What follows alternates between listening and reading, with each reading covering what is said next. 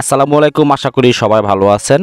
রমজান মাসের সেহরি ও ইফতারের বা নামাজের সময়সূচি কীভাবে দেখবেন আজকের ভিডিওতে সেই প্রসেসটাই দেখাবো। আপনি প্রথমে চলে যাবেন প্লে স্টোরে চলে যাওয়ার পর আপনি এখান থেকে সার্চ দিবেন মুসলিম ডে এই অ্যাপসটি আপনারা সার্চ দিয়ে ডাউনলোড করে নেবেন, ইনস্টল করে নেবেন। আমার ইনস্টল করা আছে, আমি ওপেনে ক্লিক করে দিলাম।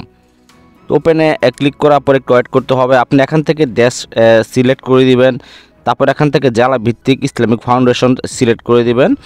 সিলেক্ট করে দেওয়ার পর অটোমেটিক কিন্তু সিলেক্ট থাকে, তো আপনাকে সিলেক্ট করা না থাকলে সিলেক্ট করে দিবেন।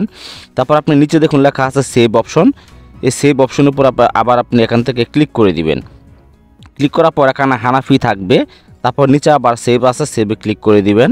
আবার এখান থেকে বলতেছে নিচে দেখুন লেখা আছে পারমিশন, তো পারমিশন দিয়ে দিবেন। আমি পারমিশন দিয়ে দিলাম। অ্যালাউ চাইবে, অ্যালাউ দিয়ে দিবেন। বাস হয়ে গেল। এখন আপনি দেখুন এখানে সালাতের এখানে লেখা আছে সালাতের নিষিদ্ধ সময়, এখন দেখুন লেখা আছে। তারপরে পরবর্তী সেহরি শেষ সময়, রোজার আগের দিন থেকে কিন্তু এখানে ইফতার রোজার টাইম টেবিল দেখাবে। আপনি এখানে সব কিছুই পাবেন এই অ্যাপসের ভিতরে।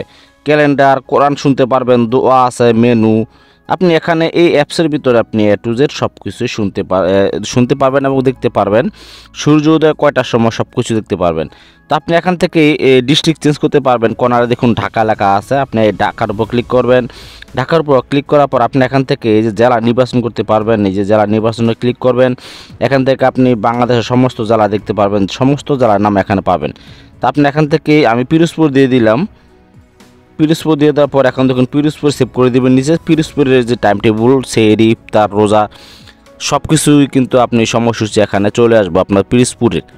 ভিডিওটা যে পর্যন্ত, ভিডিওটি দেখে যদি একটু উপকৃত হন, চ্যানেলটি সাবস্ক্রাইব করে সাপোর্ট করবেন। ধন্যবাদ।